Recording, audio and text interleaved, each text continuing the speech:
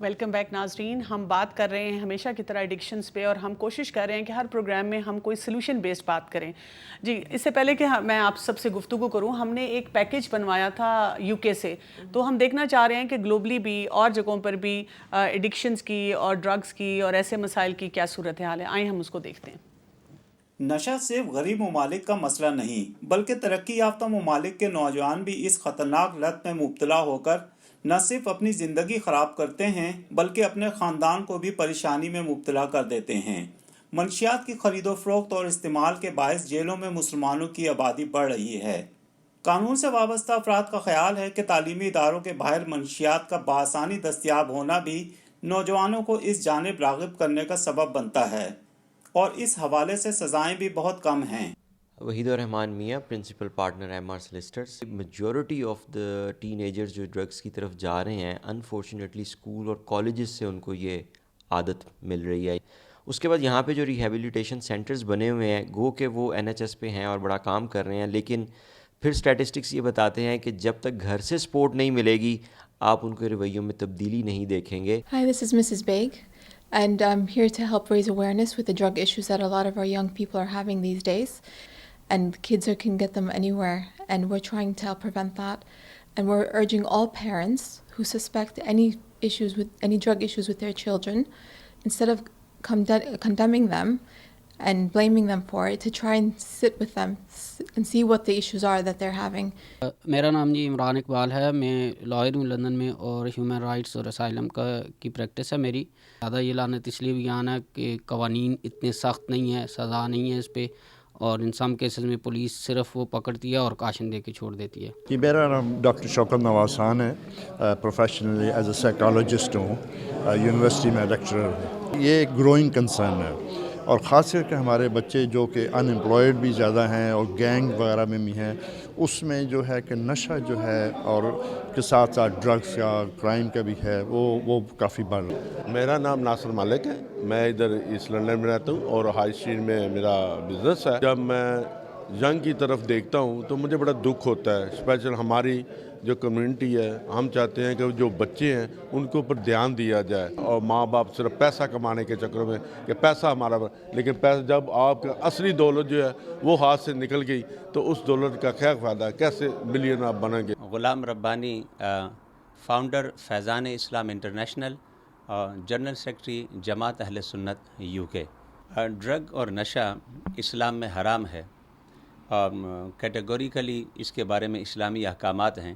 جب کوئی بندہ نشے کا شکار ہوتا ہے تو وہ اکیلا اپنے لیے اذیت کا باعث نہیں بنتا، اس کی وجہ سے کم از کم ایک خاندان سفر کرتا ہے.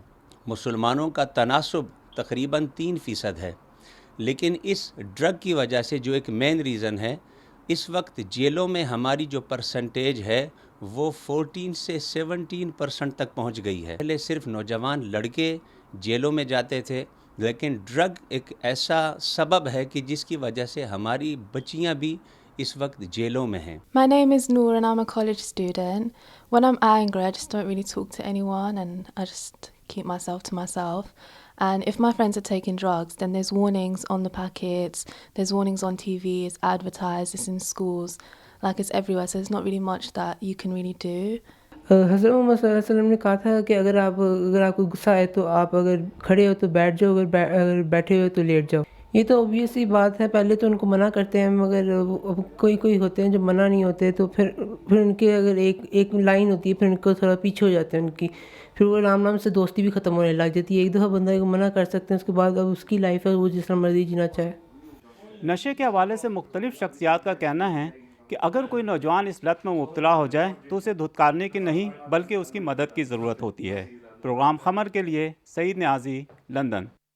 جی، آپ لوگوں نے دیکھا. Christina, I would like to come back to you. When you got this news of your son and what was your initial reaction?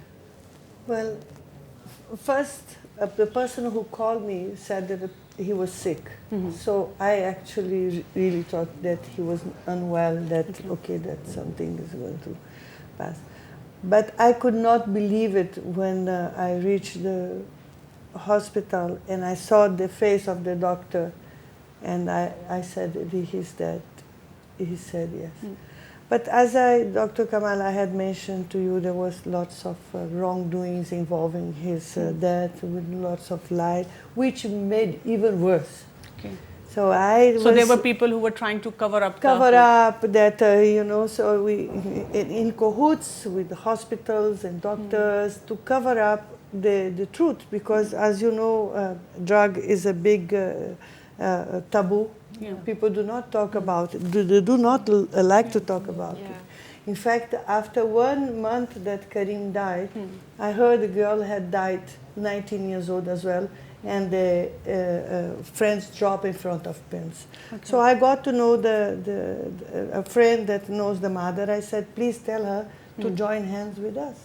Because unless the community, the parents, the family get together to combat against this, there is no law enforcement alone that is going to do. When did this thought come to you that I should be then going out and creating awareness among people? Because a lot of parents sometimes, because I know it's very painful, even talking about it is painful.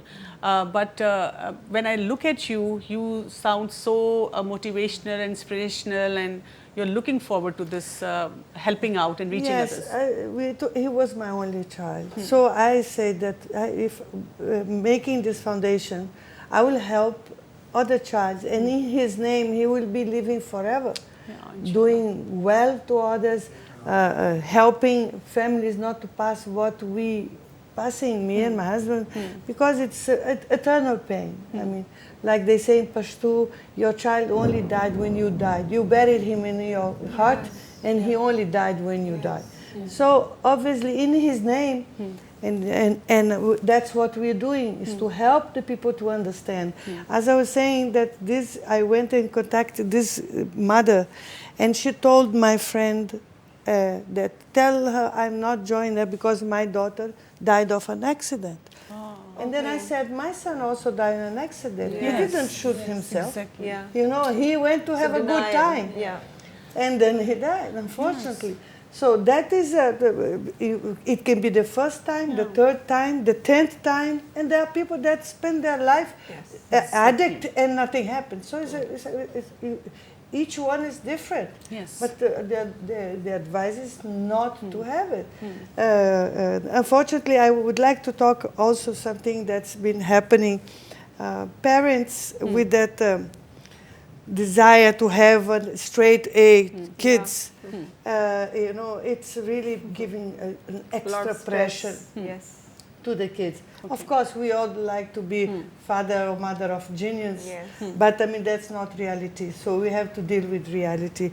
There was a principal of some Singapore school that before the final exam sent a letter to all the parents saying that, dear parents, I want to remind that inside this class there is one artist, there is one astronaut, there is one scientist, there is one doctor.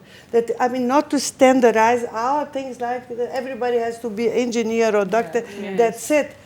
No, the world is nice because it's each one has the potential. Yes, we need to work on the potentials of our children. And you live with your talent. This is the happiest thing that you can have.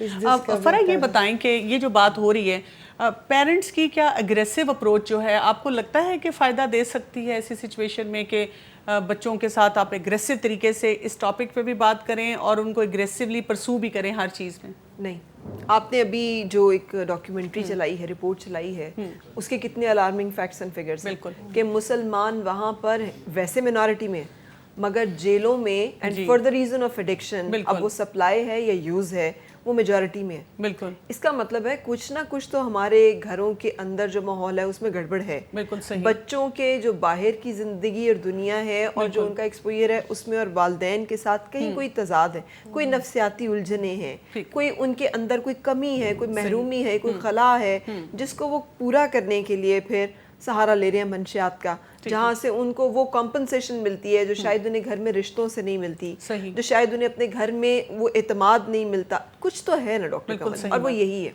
कि हमारे यहाँ unfortunately अभी तक वालिदैन और बच्चों के दरमियान एक खलीज रहती है وہ خلیج ہم آپ بہت اچھا بتا رہی ہیں وہ کہ اس کو اوور کم کرنے کے طریقے اچھی طرح سے, لیکن نہ تو میں چلا کے اپنی بات منوا سکتی ہوں, نہ میں رو کر منوا سکتی ہوں, نہ میں پاؤں پکڑ کے منوا سکتی ہوں. سو وی نیڈ ٹو لرن کہ وہ کیسے کوپ اپ ہونا ہے. یہیں سے ہم بات کریں گے. ماجبین آپ بتائیے کہ کچھ پرو ایکٹیولی کون کون سے کام کریں. آپ ایگزیکٹو سکلز کی بات کر رہی تھی, تو کچھ اور سکلز ایسے ہوں جیسے دیکھیں ماں گھر میں بچے کو پڑھانا شروع کرتی ہے, ہوم ورک تو ہم سے کرایا نہیں جاتا کہ وہ بچہ جو ہے چھوٹا سا بیٹھ کے ہوم ورک نہیں کرتا, کہاں وہ جب وہ جوان ہو کے ہمارے کندھے سے اوپر سر نکال لیتا ہے, اب ہم اس کو دیکھ کے کہیں کہ بیٹا یہ کام کرو, وہ کیسے کروائیں؟ اس کے لیے تو ایک ٹرم ہے جیسے ورکنگ میموری پہ ہم اس کی کام کریں گے, اور تھوڑا تھوڑا جیسے اس کو ہوم ورک کر رہے ہیں نا, تھوڑا سا پچھلا بھی یاد ہوتا ہے کلاس میں کیا گیا, تھوڑے سے اسٹیپس وہ خود کرنے دیں, تھوڑے تھوڑے ہم خود کروائیں. اچھا, یہ ورکنگ میموری اس کو آگے جا کے ایڈکشن سے کیسے بچائے گی؟ ورکنگ میموری اس کو جب یہ پچھلی ساری چیزیں اس کے ذہن میں گھومیں گی, اس کو یاد رہیں گی, ماں نے اس وقت یہ کہا تھا, یہ بات ہوئی تھی,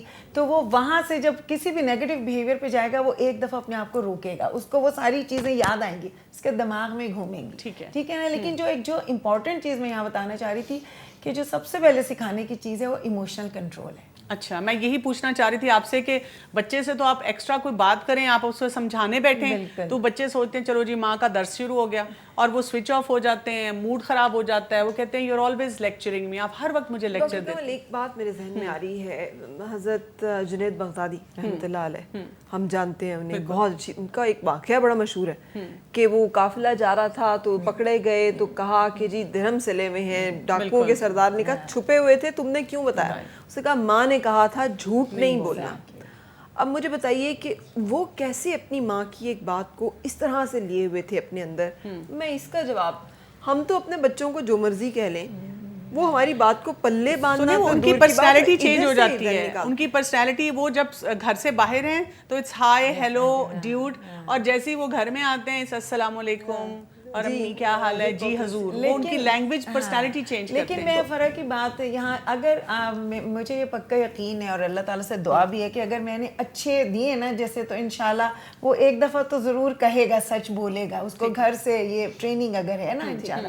تو یہی میں بات کر رہی تھی, ایموشنل کنٹرول میں صرف غصہ کنٹرول کرنا نہیں ہے, ڈسپیئر جو آتا ہے, مایوسی آتی ہے نا بچوں میں, نمبر کم آ گئے, شروع میں دوست سے کوئی اسپیچ کے لیے گئے تھے, آپ کی خراب ہو گیا کہ میں نے کرنا ہی نہیں, آپ نے اس کو کہنا کہ ہاں یہ ہوگا, کوئی بات نہیں, اس کو کہنا ہے کہ ہم دوبارہ آپ اس کے لیے کسی اور چیز کے لیے ٹرائی کر لیں, اس سے نہیں ہوا, لیکن مایوس ہونے دیں اس کو بتائیں مایوسی آئے گی. تو یہاں سے وہ اپنے ایموشن کو کنٹرول, اور پھر وہ جب ایڈکشن میں کیوں جاتے ہیں, دے آر اندر سے وہ سیڈ ہوتے ہیں, ان کو خوشی چاہیے, تو اس کو جب اندر سے سیڈنس نہیں ہوگی تو وہ اس خوشی کے لیے ایڈکشن کی طرف نہیں جائیں گے. Just would like to add this point that yes, we are lonely. The world is lonely now. So we are all busy doing other things, and we had forgotten the values, that family values. We have a recommendation in the site of United Nations Drugs and Crimes, which is that to stop the glamorization of drugs. You see, in this industry, entertainment industry, it shows that to have drugs is a nice thing to do. It's a social you would always see a wine with a flower, with the happiness, with drugs. Exactly. All this message. So so we have to understand that the world has to understand that we have to deglamorize drugs. And not to forget that we also have those brutal elements of society that are molesting our kids, and you grow with that. Naturally, if you've been molested or not, this turbulence of emotions, it makes you suffocate. And so to release that a little bit, people are going to go after things. I mean, girls are going to go to Lexotanil, to Xanax, that is easily sold on the... یہ glamour element کی انہوں نے بہت important Christina نے بات کی. آپ ہمارے کئی ہٹ سانگز اٹھا کے دیکھ لیں, جی, اٹس آل اباؤٹ نشہ, نشے دی بوتل, شراب اور شباب اکٹھا, اور وہ ہٹ ہیں. اور اچھا پھر پارٹی سانگز اٹھا کے دیکھ لیں, party songs is all about drugs and addiction, and وہ, اور میں آپ کو جیسے بتا رہی ہوں, آپ سیلیبریٹیز کو اٹھا کے دیکھ لیں اس میں انڈسٹریز میں. آپ ابھی پچھلے دنوں ایک مورل سٹینڈرڈز کی بات ہو رہی ہے. ابھی پچھلے دنوں آسٹریلیا کی کرکٹ ٹیم میں وہ ایک چھوٹا سا بال ٹیمپرنگ کا ایشو ریز ہوا ہے. Nation has dealt with it the way it should be. اچھا ہمارے یہاں پر کیا ہے ڈاکٹر کمل, میں نے ایک کور گا دیا ہے, اس میں نشہ یہ وہ سب کچھ, وہ بچے سن رہے ہیں, وہ ہٹ ہو رہا ہے. اب مجھے بتائیے, انہوں نے بالکل صحیح کہا, یہ ہے وہ رول آف میڈیا, اور یہ ہے وہ رول آف علماء, اور یہ ہے وہ role of state, society, parents and then academics. Christina نے بہت اچھی بات کی ہے. بالکل, اس پہ ہم مزید بات کرتے ہیں. ناظرین ایک شارٹ بریک لیتے ہیں اور اس کے بعد آ کے اپنی بات کو کنٹینیو کریں.